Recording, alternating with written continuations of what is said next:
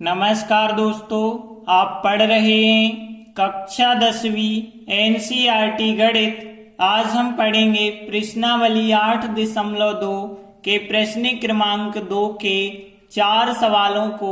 तो ध्यान से समझना। तो देखिए, अभी तक हम पढ़ चुके हैं 0 अंश 30 45 60 90 के त्रिकोणमितीय अनुपात की सारणी कैसे बनाई जाती है। इस सारणी के उपयोग से ही हम सवाल हल करने वाले हैं। तो ये सारणी बनाना आपको आना चाहिए, तभी ये सवाल बन सकते हैं। तो देखिए, प्रश्न 2 क्या है, सही विकल्प चुनिए। मतलब हमारे पास जो क्वेश्चन है उसके 4 आंसर हैं, इनमें से एक सही है। तो हमें सही विकल्प चुनना है और अपने विकल्प का औचित्य भी बताना है कि हमारा उत्तर कौन सा सही है और क्यों सही है। तो देखिए, पहला सवाल क्या है, दूसरे का पहला, 2 tan 30 अंश बटे 1 + tan वर्ग 30 अंश, इसके बराबर क्या होगा। sin 60, cos 60, tan 60 या sin 30 किसके बराबर होगा। तो देखिए, सबसे पहले हमें जो सवाल दिया है उस सवाल का हम मान ज्ञात करेंगे। तो यहाँ पे हमें tan 30 का मान रखना पड़ेगा। tan 30 का मान कितना होता है, 1/3। तो फिर हमने 2 लिखा और tan 30 का मान 1/3, 1 लिखा, tan 30 1/3, इस पे वर्ग लगा है तो हमने वर्ग लगा दिया। आगे ध्यान देना, यहाँ पे 2 का गुणा हो जाएगा तो यहाँ बन गया 2/3 और नीचे यदि हम देखें तो 1 और यहाँ पे प्लस। अब 1/3 का वर्ग करेंगे तो 1 का वर्ग 1 होगा, 3 का वर्ग 3 बाहर हो जाएंगे। और आगे यदि आप सॉल्व करेंगे तो देखिए, यहाँ तो 2/3 ऊपर है ही, नीचे की संख्याओं को यदि हम सॉल्व कर लें तो देखिए, 1 में 1/3 कैसे जोड़ते हैं, 3 एकम 3 और 1 और जोड़ेंगे तो कितना हो जाएगा, 4 और /3 का /3 रहेगा। और आपको पता होगा, यदि बटे के बटे संख्या होती है तो हम बटे वाली संख्या को ऊपर ले जाते हैं तो वो संख्या पलट जाती है। 4/3 है, लेकिन अब क्या हो जाएगा, 3/4। और आगे यदि हम सॉल्व करेंगे तो देखिए, यहाँ पे 2 से 4 को आप चाहें तो काट सकते हैं। तो 2 एकम 2, 2 दूनी 4, 2 बार कट जाएगा तो ऊपर केवल बचे होंगे 3 और नीचे देखिए यहाँ पे कितना बचा होगा, 2 बचे होंगे और करनी 3 बचे होंगे। तो यहाँ पे इस प्रकार से बचा होगा। अब देखिए, यहाँ पे आप बटे में करनी है तो जब भी करनी होती है तो आप हर का परिमेयकरण कर लेते हैं। अब हर का परिमेयकरण कैसे करना है, ध्यान देना, करनी बस का आपको ऊपर नीचे गुणा कर देना है। इस बार चिन्ह नहीं बदलते हैं, क्योंकि यदि चिन्ह ही नहीं लगा है बीच में तो चिन्ह बदलने की कोई जरूरत नहीं है। केवल करनी 3 का ऊपर नीचे गुणा, 3 करनी 3 ऊपर हो जाएगा, क्योंकि 3 का गुणा करनी 3 से होगा। करनी 3 और करनी 3 का 3 बाहर, 3 का 2 से गुणा करेंगे, 3 दूनी 6 हो जाएगा, 3 एकम 3, 3 दूनी 6 काट देंगे तो करनी 3/2 आएगा। अब करनी 3/2 आपको पता करना है, sin 60 का मान है या फिर cos 60 का मान है, tan 60 का मान है, sin 30 का मान है। तो यहाँ पे देखिए, sin 60 का मान होता है करनी 3/2।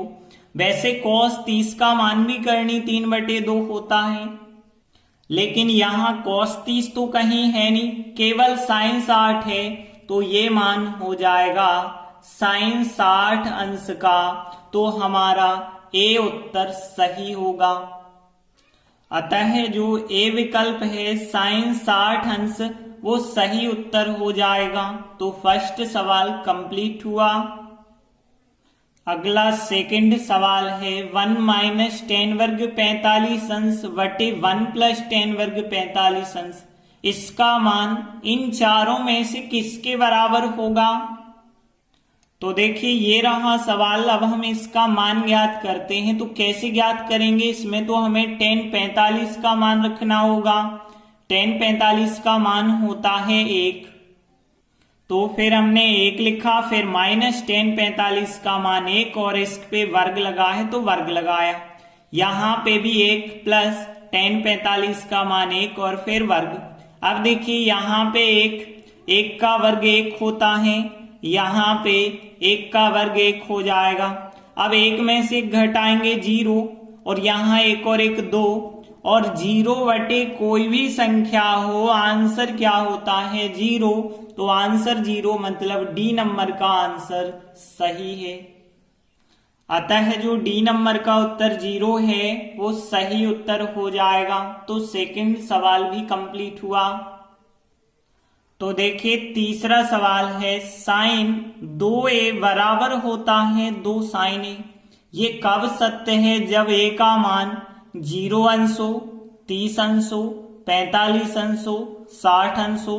तो यहाँ पे हमें एक ही जगह 0 रख के देखना पड़ेगा, एक ही जगह 30, एक ही जगह 45 और एक ही जगह 60 रख के देखना पड़ेगा, तब हमें पता चलेगा।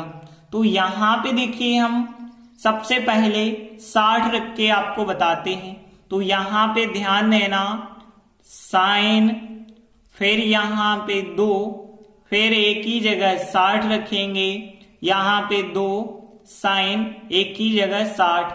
अब देखिए यहाँ पे साइन 2 और 60 का गुणा 120 होगा और यहाँ पे यदि हम देखें तो 2 साइन 60 का मान करनी 3/2 होता है। अब यहाँ 2 से 2 कट जाएगा, यहाँ तो करनी 3 आ गया, यहाँ हमें साइन 120 का मान रखना पड़ेगा। साइन 120 का मान करनी 3/2 होता है। देखिए अभी तक तो हमने 120 की टेबल नहीं पढ़ी, लेकिन आगे की क्लासों में है। तो यहाँ पे देखेंगे दोनों पक्ष बराबर नहीं है, एक जगह करनी 3/2, एक जगह करनी 3 बराबर नहीं है, तो 60 तो उत्तर हो ही नहीं सकता। 45 रख के देखेंगे तो यहाँ साइन 2 इंटू 45, 2 इंटू 45 करेंगे तो यहाँ पे साइन 90 हो जाएगा। फिर साइन 90 का मान कितना होता है? 1 होता है। यहाँ पे रख के देखते हैं तो देखिए 2 साइन एक ही जगह पे 45 रखेंगे तो यहाँ 2 साइन 45 का 1/2। देखिए 2 से करनी 2 हम नहीं काट सकते, तो यहाँ उत्तर 1 नहीं मिल पाएगा, तो 45 अंश भी सही नहीं है। अब आप 30 भी रख के देखोगे तो 30 भी सही नहीं होगा, 0 सही होगा। 0 रख के हम आपको बता देते हैं। तो देखिए यहाँ पे यदि हम देखें साइन 2a बराबर है 2 साइन 1a। अब हम इसमें a का मान 0 अंश रखते हैं, तो a बराबर यदि हम 0 अंश रखते हैं तो देखिए हमें क्या प्राप्त होगा, साइन 2 एक ही जगह 0 अंश रख रहे हैं, 2 साइन एक ही जगह 0 अंश रख दिया गया है। तो यहाँ पे देखिए साइन 2 और 0 अंश का गुणा होगा तो 0 अंश ही आएगा, यहाँ पे साइन 0 ही चल रहा है।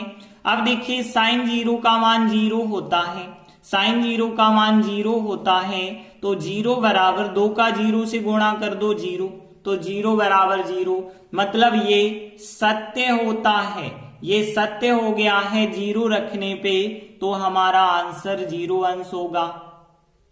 अतः जो ए नंबर का ऑप्शन है 0 अंश वो सही उत्तर है।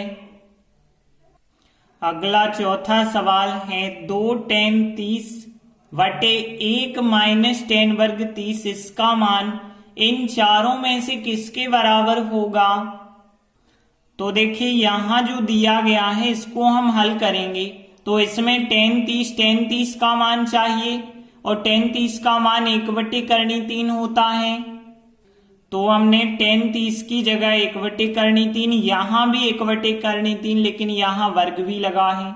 अब 2 का गुणा 1/3 से करेंगे तो 2/3 आएगा, बटे 1 माइनस 1 का वर्ग 1 होगा, करनी 3 का वर्ग 3।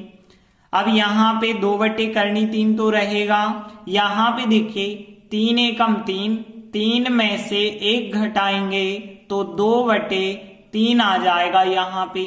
अब आपको पता है बटे के बटे यदि कोई संख्या होती है तो वो पलट के ऊपर आ जाती है। 2/3 जो है 3/2 बन जाएगा। 2 से 2 तो कट जाएंगे, 3/3 यहाँ पे जो बचा होगा 3/3। करनी 3 बटे में है तो करनी 3 का हमें परिमेयकरण कर देना है, मतलब ऊपर नीचे गुणा कर देना है। 3 का करनी 3 से गुणा, 3 करनी 3 और नीचे करनी 3 और करनी 3 का गुणा, 3 बाहर आ जाएगा। 3 से 3 कट जाएंगे, कितना आया यहाँ करनी 3। अब करनी 3 हमें पता करना है। cos 60 का मान होता है तो cos 60 का तो 1/2 होता है। sin 60 का करनी 3/2। tan 60, हाँ बिल्कुल tan 60 का मान होता है करनी 3, तो यहाँ tan 60 राइट आंसर हो जाएगा। अतः जो सी नंबर का tan 60 है वो सही उत्तर है। तो प्रश्न 2 के चारों सवाल कंप्लीट हुए। धन्यवाद।